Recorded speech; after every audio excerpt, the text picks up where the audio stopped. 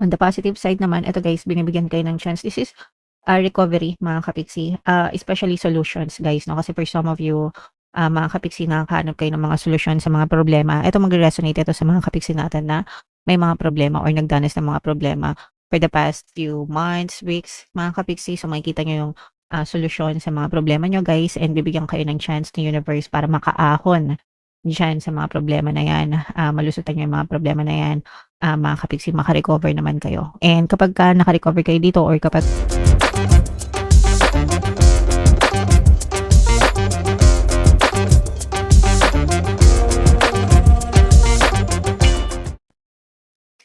hello guys, hello Aquarius. Welcome back to Pinoy Pixie Tarot. Ang pamagat ng episode natin for tonight is monthly Taroscope para ngayong September para sa Aquarius, Sun, Moon, Rising Sign, and Venus. Sa dulo ng video guys, magkakaroon tayo ng yes or no pick a card reading. Ito yung deck na gagamitin natin. Pwede kayong magtanong ng isang tanong answerable by yes or no. Tapos titingnan natin yung sagot ng tarot sa inyo. So, sa dulo ng video yan guys, kaya make sure na tapusin nyo yung video hanggang sa dulo mga kapiksi. So, unahin natin tong deck na to guys. Ito yung mga angel messages para sa inyo. So, improving health, wow, maganda ito, good news ito para especially sa mga kapiksi natin na may mga karamdaman, no? But, syempre guys, kailangan magpa-check up pa rin kayo lalo na kung meron kayong mga serious conditions or kung sa tingin nyo ay may mga condition kayo, di ba? Mas mabuti pa rin na magpatingin sa mga manggagamot, sa mga doktor kasi sila yung may sapat na kaalaman para ma-identify whatever is wrong with your body, mga kapiksi.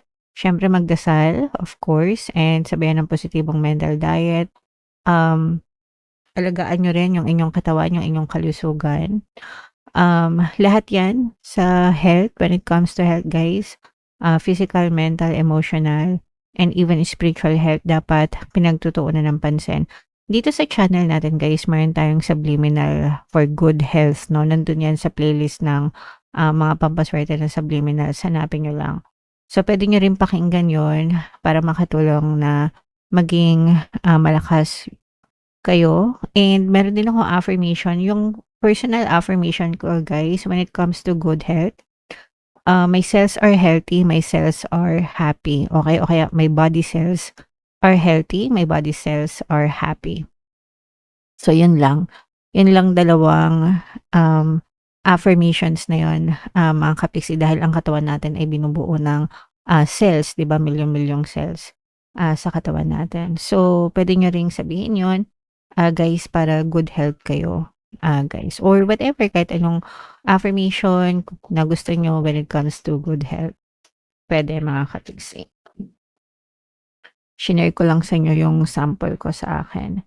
And ito naman guys, ask your angels, magdasal kayo.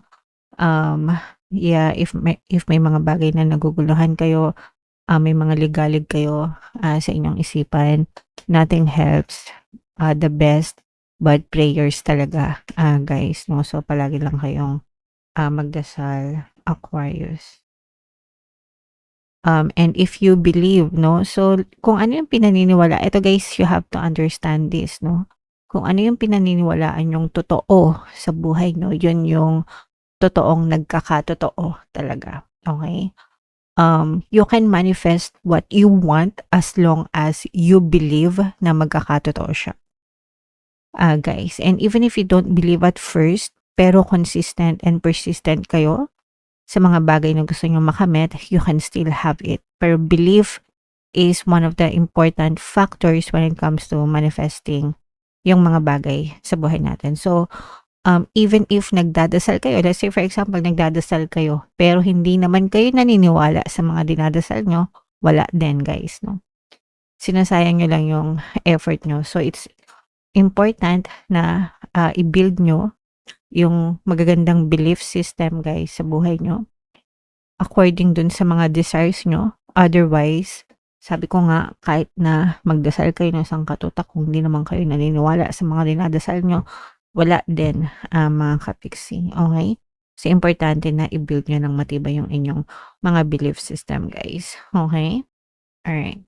So, comment down below, Aquarius, if naka-resonate kayo dyan. So, ito naman ay sa love, guys. Tingnan natin yung eto guys, i-mind nyo na 'tong mga improving health.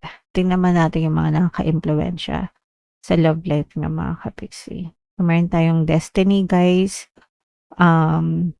Ibig sabihin nito for some of you, puwedeng nakatadhana yung relasyon niyo or puwedeng kung ano yung nangyayari sa relasyon niyo, yun yung nakatadhana sa inyo. So, kung nagsasama kayo kung nagsasama kayo ng very harmonious ngayon, ibig sabihin niyan talaga yung nakatadhana sa inyo. Kung naghiwalay naman kayo, ibig sabihin nakatadhana kayong maghiwalay, mga ka-Pixie, 'no? So, yeah, whatever is happening sa inyong love life, it's your destiny. So, you should, accept it wholeheartedly, Aquarius, okay? Alright, and another message, obstacles. Ito naman guys, puwedeng may mga obstacle, may mga balakid sa relasyon niyo. So, maraming klase ng balakid guys. Puwede yung mga third party na, mga kabit, mistress, ganyan. Puwedeng mga trabaho, pamilya, 'di ba minsan yung mga, immediate family kunwari ayaw ng parents, ganyan. Magkaiba ng religion, magkaiba ng kultura. Puwedeng nagiging obstacle yung mga trabaho, negosyo, pera, lack of time, yung mga bisyo, barkada, ganyan. So, maraming klase ng obstacles, guys. So, for some of you, puwedeng nakaka-experience kayo nun. Dito sa channel natin, again, 'no, marami tayong ganyan, guys. Meron tayong subliminal pampawala ng balakid, kahit anong balakid pa yan, mga ka-Pixie, as long as kasama dun sa mga nabanggit ko. Puwede niyong pakinggan 'yon, mga ka-Pixie, para mawala yung mga balakid na yun sa, relationship niyo, guys, 'no? Alright, and another, message, Aquarius. Control. So, for some of you, puwede nagkakaroon kayo ng control issues sa relationship. It's either they are controlling you or you are controlling them, guys. Kung kayo yung nagko-control sa kanila, I suggest 'wag niyo na silang kontrolin kasi sayang lang yung effort niyo, mga ka-Pixie, 'no? Meron tayong free will, guys. So, kailangan ine-exercise natin yung free will natin, mga ka-Pixie. And, 'wag niyong gawin yung control na yan, guys, kasi masakit yan sa ulo. Hindi niyo naman sila makokontrol din pati. The only thing that you can control is your perception of them. Kung ano yung perception mo sa kanila, ano yung perception mo sa iyo, sa relationship, mga ka-Pixie. That's the only thing that you can control. Pero sila hindi mo yan makokontrol, guys. Hindi naman robot yung mga jowa niyo, mga ka-Pixie. Okay? Alright. Comment down below if naka-resonate kayo dyan. So, shuffle natin 'to. Hanapin natin yung energy ng Aquarius, guys. Habang sina-shuffle ko 'to, panoorin niyo muna yung, video natin regarding sa ating paano mag-manifest ng abundance video course. Ka-Pixie, sawa ka na ba sa mga struggles at hirap sa buhay mo? Masipag ka ba at masikap sa buhay ngunit hindi ka pa rin umaasenso? Ilang beses ka na bang nag-attempt mag-negosyo at mag-invest pero palagi ka pa rin nalulugi? Sa pagkakataon na ito ay maaaring may subconscious beliefs ka na nagiging balakid sa iyong pag-unlad at pagyaman. Introducing, paano mag-manifest ng abundance video course.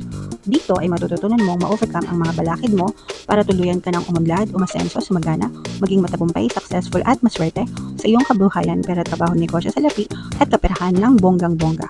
Dali, mag-send na ng email sa pinoypixie@gmail.com at simulan na ang iyong pagyaman ngayon. Alright, so sa lahat ng gusto mag-avail ng course, guys, meron tayong paano mag-manifest ng abundance video course, paano mawala ang third party at magkaroon ng harmonious na relationship, paano pabalikin sa ex or vice breakup. Sa mga interesado, guys, mag-send lang kayo ng email sa pinoypixie@gmail.com. And sa mga naghahanap ng pampaswerte, guys, meron tayong money shaker jar. Ito yun, guys, 'no? Super effective nito, pero super powerful, super liit lang, at saka ito, madami na tayong success dito, guys. So, ito yung ating WhatsApp number, chat niyo lang ako diyan, Aquarius. So, Aquarius kayo ay represent ng King of Swords. This is both positive and negative. Meron din dito presence ng Earth signs, Capricorn, Taurus, Virgo. So, ito guys, negative, mga ka-Pixie, unahin natin yung negative. For some of you nagkakaroon, ito nga, control issues, ito mga ka-Pixie, for some of you nagkakaroon kayo ng conflict. Pwedeng sa relationship, na romantic relationship, guys, no?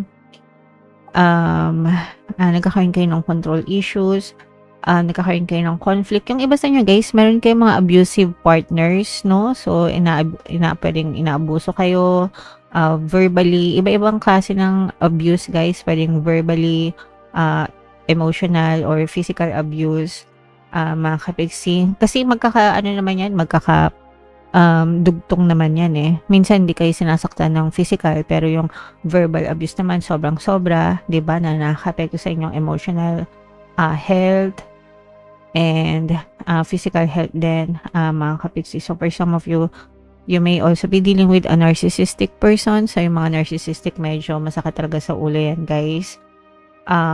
But yeah, may mga ganong klaseng issue kayo sa relationship, mga kapiksi. So, syempre, it's up to you guys whether you want to stay on that type of relationship or type of person.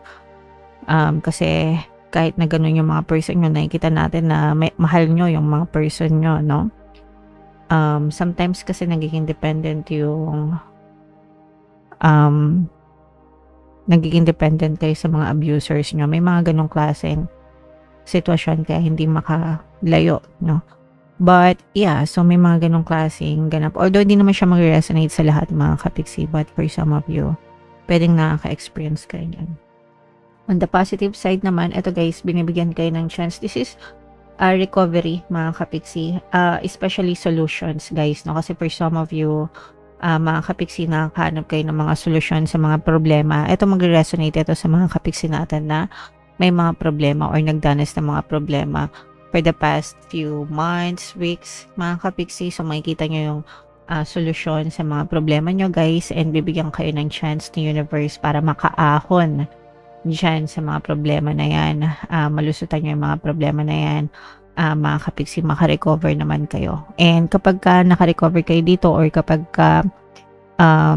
nakita nyo na itong mga solusyon na to, magtutuloy-tuloy na yan para makaangat-angat naman kayo sa buhay. So, hindi lang kayo makakaahon guys, pero may chance din na makaangat kayo. So, parang completely malalampasan nyo yung mga problema and eventually, aangat din yung antas ng inyong pamumuhay mga kapiksi. Okay? Alright, so napakagandang energy niyan. Guys, comment down below if naka-resonate kayo. So, may mga taong tutulong din sa inyo, mga kapiksi, no? So, there are a lot of supportive people sa paligid nyo na tinutulungan din kayo, and maaaring sila din yung padala, kumbaga, ni universe na maging solusyon sa mga problema nyo, mga kapiksi. Alright? For some of you, marriage is on the cards. Ito magre-resonate ito doon sa mga kapiksi natin na harmonious yung relationship, mga kapiksi. May mga nagbabalak ng magpakasal or magsama guys. So, nagle-level up din yung relationship nung iba sa inyo guys. Okay? And ito naman guys, for some of you, may chance na sumakses kayo, no? Yung mga magaganda yung energy talaga, mga kapiksi, magtutuloy-tuloy yung magandang success, magandang progreso nyo sa buhay.